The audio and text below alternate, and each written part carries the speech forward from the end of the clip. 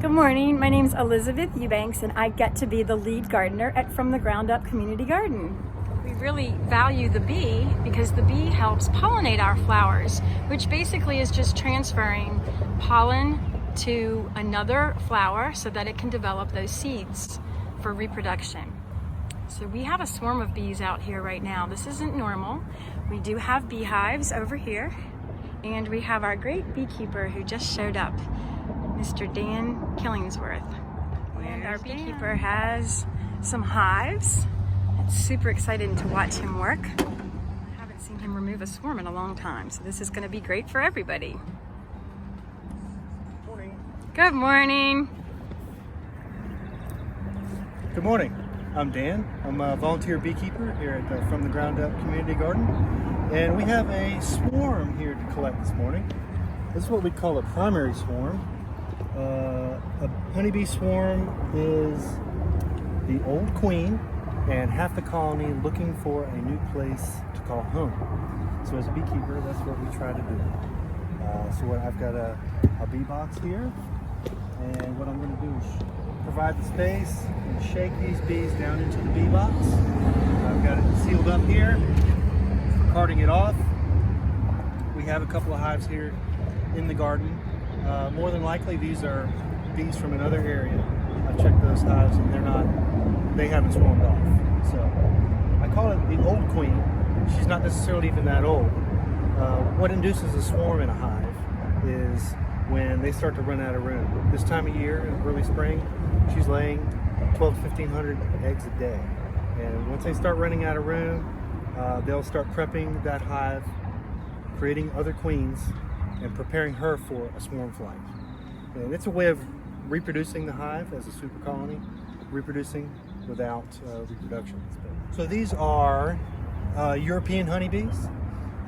So these are domesticated bees in a sense, and we brought them over from old world 400 plus years ago. Bred in traits that make them more acceptable for working, different than African bees or Africanized bees, which tend to be a little more defensive, as I'm sure you've all heard.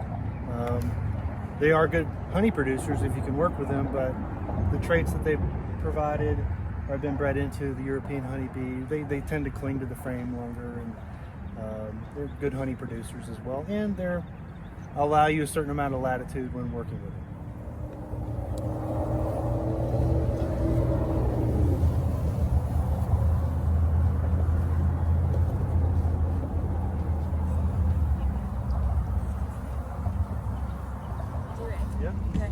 So, this is a beginnings of a standard beehive.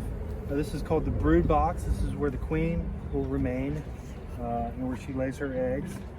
And we have a standard frame here like this. This is a little bit of old comb or foundation. This would be new foundation. This is pressed beeswax. And this is done to help make it more efficient for them to draw that comb out on both sides. And do you make that or do you buy it? You can make it. It's a heck of a lot more efficient to buy it. There's just different varieties like this. There's plasticell, which is different. And then here's some comb that's been drawn out a little bit. And so this is just a swarm box, and I'm trying to provide a little bit of space to help keep them in.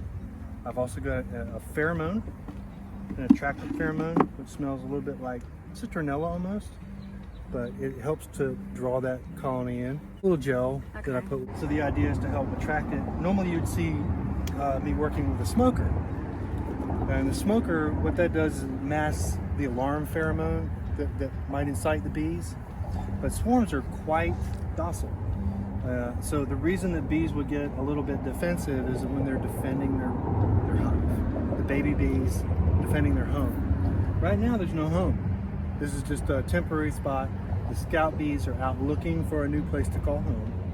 They more than likely smell this residual honey and the residual bees over here within the garden, and that's what attracted them. So why wouldn't they want this to be home? It looks like a great home to me. This is nice. So in a natural setting, most honeybees that we work with are, well, the European honeybee is a cavity dwelling bee. So you do see like Apis dorsata or Apis cerana sometimes. Those are in the Far East. Those are the ones you see that are hanging from tree limbs and that big panels, and where they do honey robbing and climb cliff faces and all that. Those are open frame, or what they call open comb dwellers. These are cavity dwellers, and so over time, it's very difficult to maintain thermoregulation in an open setting like this, especially over the winter. And Dan, what does thermoregulation mean?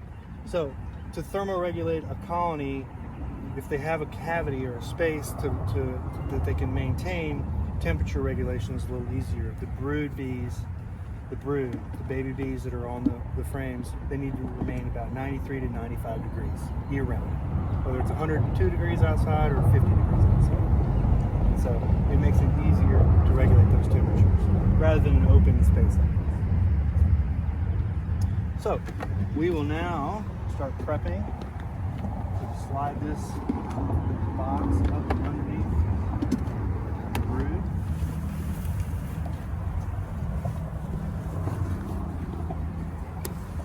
It's a pretty big swarm, so I'm going to provide a lot of space for them.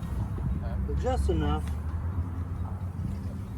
comb in there to help hold them in place and help keep them attracted to it. And so we'll get stragglers to continue to come out and try to collect on the limb here. But when we shake the queen down and into the box, they'll prefer this space to the old space. So, and I will wear a veil for this, although you can see when they're just milling about here like this, they're quite docile, not defensive. You just said that they're going to prefer this space, and I assume that's because they're cavity dwellers. Yes. So my other question is, if they didn't have this great box, where would be a great cavity here in Pensacola? Tree hollows, the soffits of homes, pull them out of ballpark dugouts, benches where they'll go and hang out.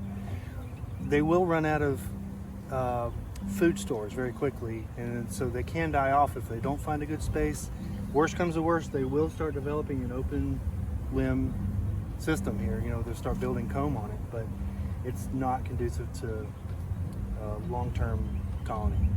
They're going to get a little agitated, so we might want to we'll back up a little bit.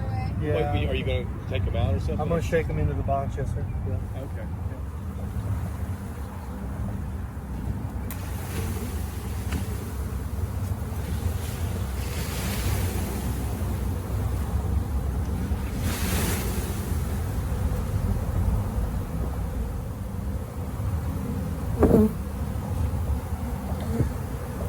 So we'll see as they'll start to trail right into the box. They'll figure it all out and then start parading themselves right into the hive.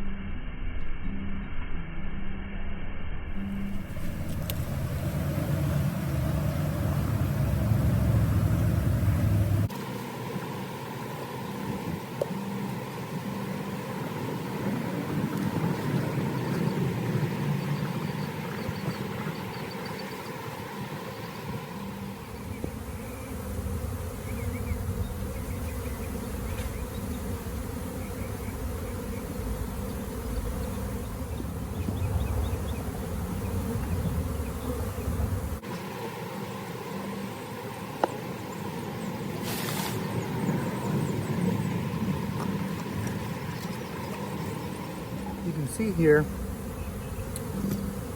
they've got these worker bees have their abdomens up like this, and they're fanning a pheromone to say we found a new home. You draw the scout bees. All these bees on the face will work themselves into the hive. They're quickly collecting.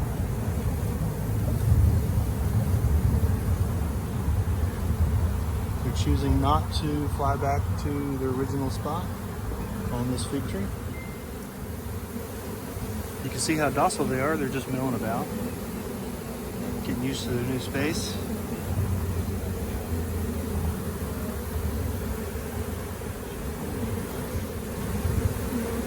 See their little glands right here, the very tip of their abdomen, releasing their pheromone, and they're fanning it out.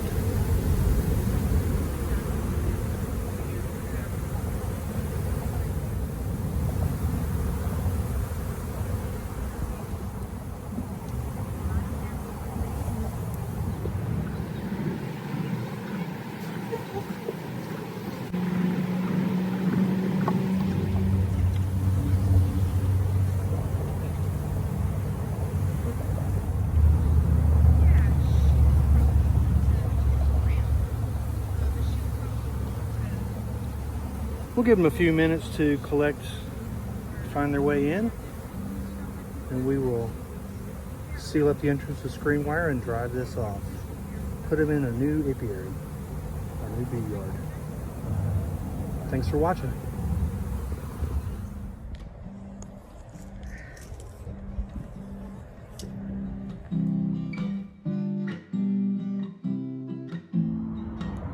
Took one for the team in my video.